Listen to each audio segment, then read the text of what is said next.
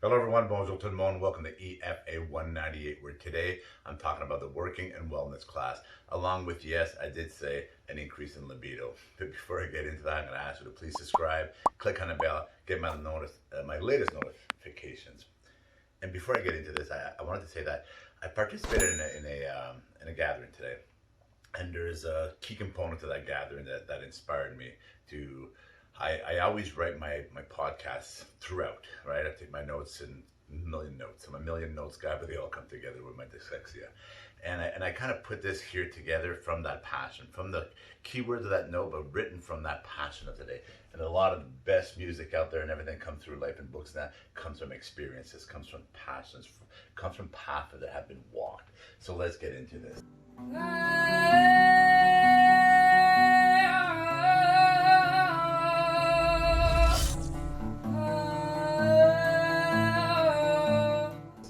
So live nourishment through nature instead of dying longer, which is what we're doing, right? We're dying longer.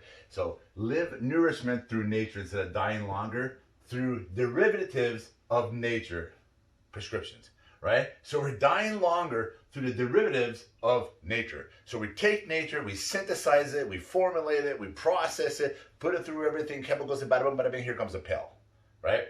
Your prescription. But we're taking it from nature. Okay, I'll keep going there. So we're dying longer. Remember the old analogy? That's not an analogy. Is that Socrates, right? Food is thy medicine. Do you understand what he meant by that? I'm going to explain to you quickly, right? So through the derivatives, prevent any conditions, right? We die of disease. I've talked about this on previous podcasts. If you haven't caught up with them, previous podcast, we die of diseases, and that's proven by data and everything, right? We don't die of old age. We die of diseases. Let's keep going here. Working in wellness. I mentioned the working in wellness class up here. And why do I talk about that? And I talk about that because of what's transpired with COVID. The COVID casualties to me and to again, putting all my puzzles together, the casualties of COVID are your working and wellness class. And what do I mean by that, right? And why? Why is it happening to that? Because of all the policies and procedures and rules and regulations and governance that are put in place. Primarily is casualties are the working and wellness categories here in class, what I'm going to talk about. So get out of the COVID system. That's what I wrote there. And again, get out of that system. And how do you do that? Let's keep going here.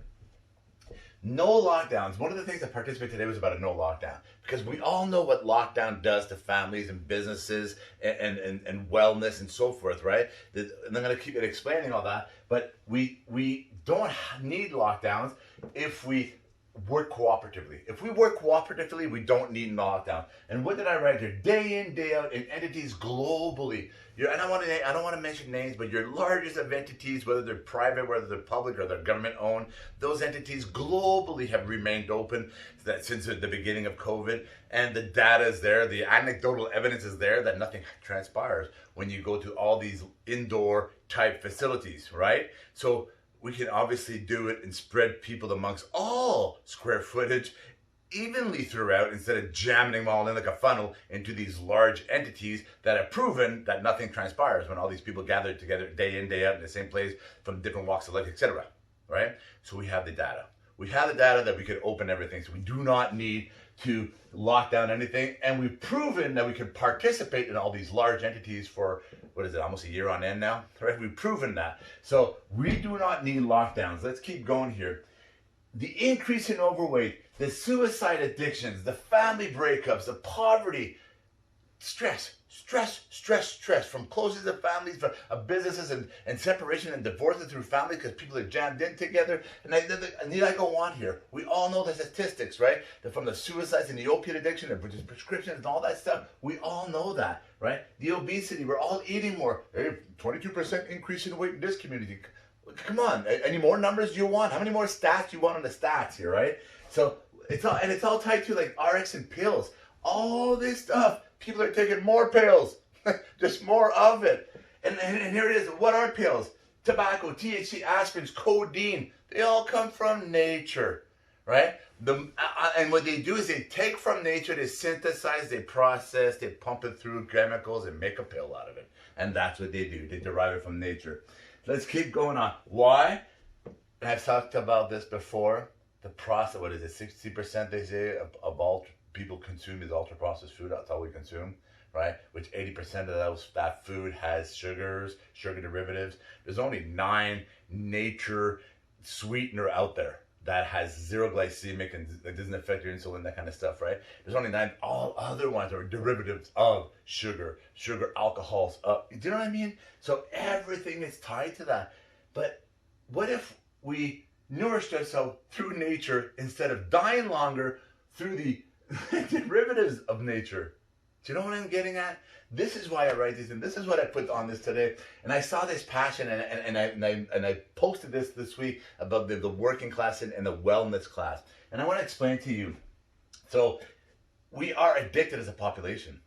We're literally a bunch of junk addicts walking around, and the commodity is food, right? The big bulk of food and liquids. That's what we're addicted to. And when I see the working class, and I talked about how we can work cooperatively here. What is wellness? And I explain this to people. Do you understand what wellness is? That's your gyms, that's your churches, that's your family gathering. Wellness, when you look at dimensions of wellness, right? Like dimensions of wellness, that's emotional, your financial, your social, your spiritual, occupational, physical, intellectual, environmental. That's what that is. So when you look at wellness, again, your family gatherings, your church organization, the people that work on charities, that I've done stuff. I'm a humanist. I've said this before. My wife is very Christian, and I've done a lot of work with her globally with my family, and that she's done through her church organization that take care of children that don't have parents. I put time into these facilities in different countries we've been at, where it's a bunch of boys and no parents, or a bunch of children with no parents, or an orphanage, all little girls and no parents, and some of them 13 have children. It doesn't make sense, right? But these organizations, these wellness organizations, are the one that takes care of all that globally. And now they're saying beyond the suicides and all that, the poverty and the people dying of nourishment, all the casualties of COVID. So when I talk about this, and this is what wellness is, that's what I'm talking about. And I want to get into the lifestyle that I live right now. And when I'm with the boys, and I'm with the people that will listen to, understand, and those that want to absorb and converse or ask a lot of questions. I get a lot of people that ask a lot of questions. And I'm going to be 55 in January here. And I look at that and I tell them, I go, I feel like I shifted into 32. And I went there, and I'm there. I'm on that path. Like I'm stuck at 32 internally. I remember running marathons, and I remember that feeling when I used to train consistently, and how I felt great in that training. I feel that all the time. Every day I wake up, and that's that feeling that the blood of Viking is running through me, and I feel that comes from living this lifestyle that I've talked about in the past, about nutrition dense, and how I put wellness into my life every single day, and I haven't skipped a beat at all since June 3rd, 2019. 24-hour Lou, 24-hour slices. I have not skipped a beat. What I put in my mouth, know that you see the Italians do this? That comes from something somewhere. And I think it comes from put something nutrient in your mouth.